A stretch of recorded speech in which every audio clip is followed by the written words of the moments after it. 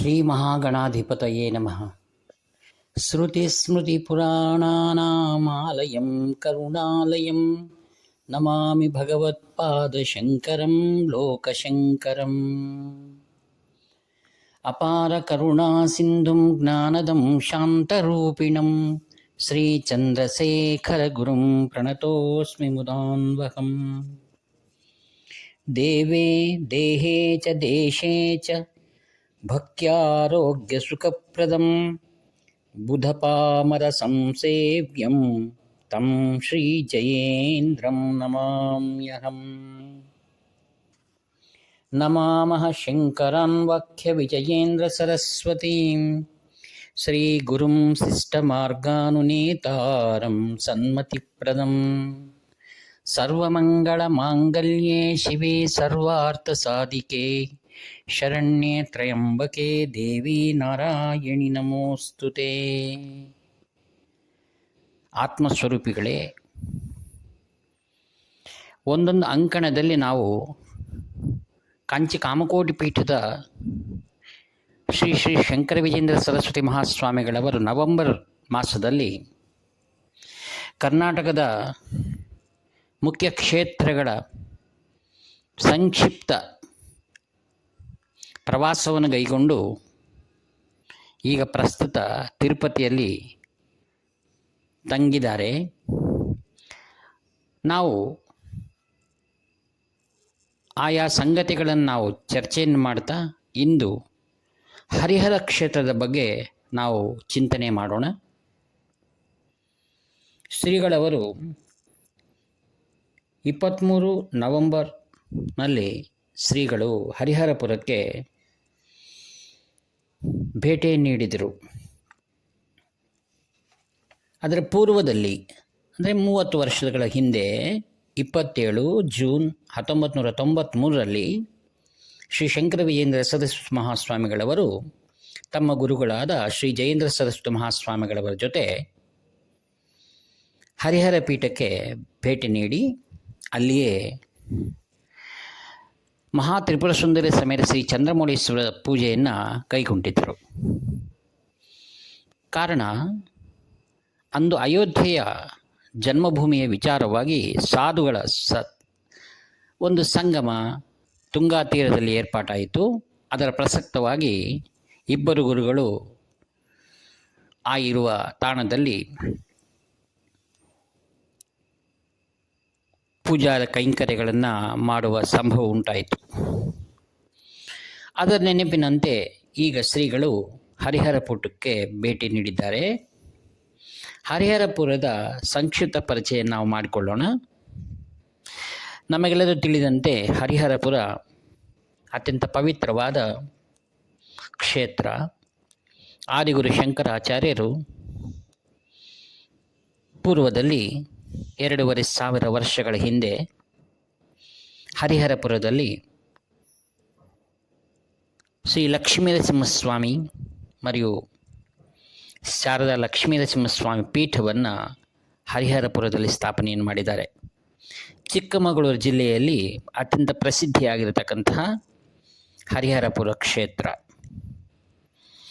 ಹರಿಹರಪುರಕ್ಕೆ ಚಾರಿತ್ರಕ ಹಿನ್ನೆಲೆಯನ್ನು ನಾವು ನೆನಪು ಮಾಡಿಕೊಳ್ಳಬೇಕು. ಹರಿಹರಪುರದಲ್ಲಿ ಹೇಗೆ ಆ ಹೆಸರು ಬಂತು ಅನ್ನೋದನ್ನು ಚಿಂತನೆ ಮಾಡೋಣ. ಭವ್ಯವಾದ ವಿಜಯನಗರ ಸಾಮ್ರಾಜ್ಯವನ್ನು ಸ್ಥಾಪನೆಯನ್ನು ಮಾಡಿರತಕ್ಕಂಥ ಹರಿಹರ ಮತ್ತು ಬುಕ್ಕ ರಾಜರು ಪ್ರಸಿದ್ಧಿಯಾದವರು. ಸುಮಾರು 14ನೇ ಶತಮಾನದಲ್ಲಿ ಈ ಹರಿಹರಪುರದಲ್ಲಿ ಒಂದು ಅಗ್ರಹಾರ ಇತ್ತು. ಚಾರಿತ್ರ್ಯ ಪ್ರಕಾರ 1418ರಲ್ಲಿ ಸಾಂಬಣ್ಣ ಬಡಿಯಾರ್ ಅನ್ನುವಂಥವರು ಇಲ್ಲಿ ಒಂದು ಅಗ್ರಹಾರವನ್ನು ಮಾಡಿಕೊಂಡು ಪ್ರಸಿದ್ಧಿಯನ್ನು ಹೊಂದಿದ್ದರು. ನಂತರ ವಿಜಯನಗರ ಸಾಮ್ರಾಜ್ಯದಲ್ಲಿ ಹರಿಹರನು ಈ ಒಂದು ಪ್ರದೇಶದ ಅಭಿವೃದ್ಧಿಗೆ ತನ್ನ ಕೈಂಕರ್ಯವನ್ನು ಮಾಡಿರುವುದರಿಂದ ಆತನ ಹೆಸರಿನಲ್ಲಿ ಇಂದಿಗೆ ಹರಿಹರಪುರ ಅನ್ನುವಂಥ ಹೆಸರು ಬಂದಿದೆ. 2500 ವರ್ಷಗಳ ಹಿಂದೆ ಆದಿಗುರು ಶಂಕರರು ಶಾರದಾ ಮಾತೆಯ ಸಮೀಪದಲ್ಲಿ ಶ್ರೀಚಕ್ರವನ್ನು ಪ್ರತಿಷ್ಠೆಯನ್ನು ಮಾಡಿದ್ದನ್ನು ನಾವು ಕಾಣಬಹುದಾಗಿದೆ.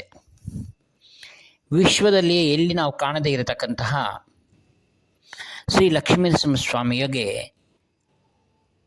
2 ಗರ್ಭಗೃಹಗಳನ್ನು ನಾವಿಲ್ಲಿ ನೋಡಬಹುದಾಗಿದೆ.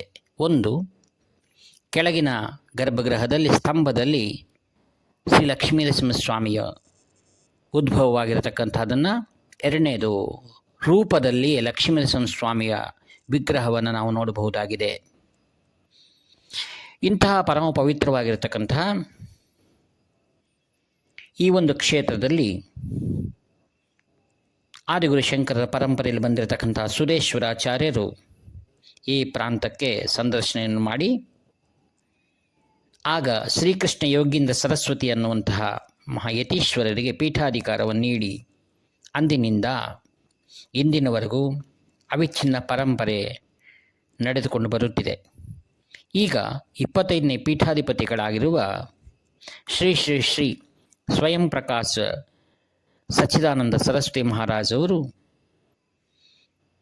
ಅತ್ಯಂತ ವೈಭವವಾಗಿ ಈ ಒಂದು ಹರಿಹರ ಕ್ಷೇತ್ರದ ಸಕಲ ಕಾರ್ಯಗಳನ್ನು ನಿರ್ವಹಿಸುತ್ತಾ ಹಿಂದೂ ಧರ್ಮದ, ಸನಾತನ ವೈದಿಕ ಧರ್ಮದ ಬೆಳವಣಿಗೆಗೆ ತಮ್ಮ ಸಂಪೂರ್ಣವಾಗಿರತಕ್ಕಂಥ ಕೈಂಕರ್ಯವನ್ನು ನೀಡ್ತಾ ಇದ್ದಾರೆ.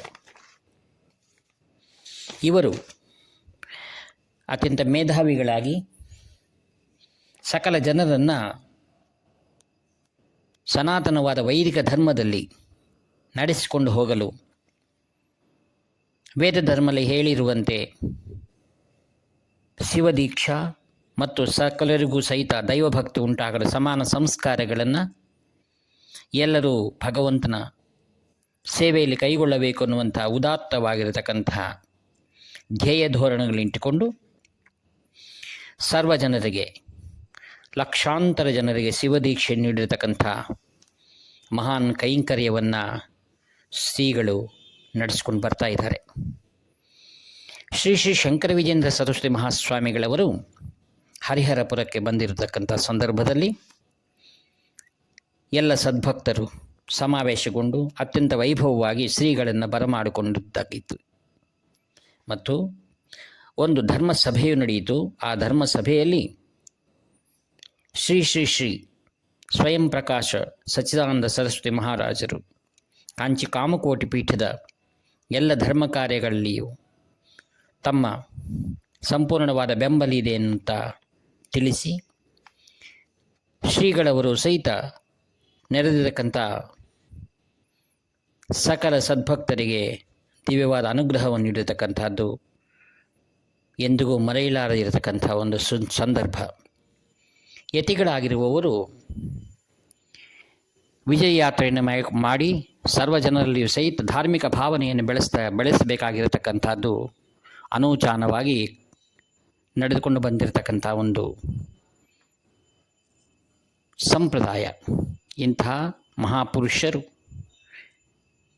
ಅಂದಿನ ದಿವ್ಯ ಸಭೆಯಲ್ಲಿ ಇಂದು ಧರ್ಮಕ್ಕೆ ಅವನತಿಗೊಳ್ತಾ ಇರತಕ್ಕಂಥ ಈ ಒಂದು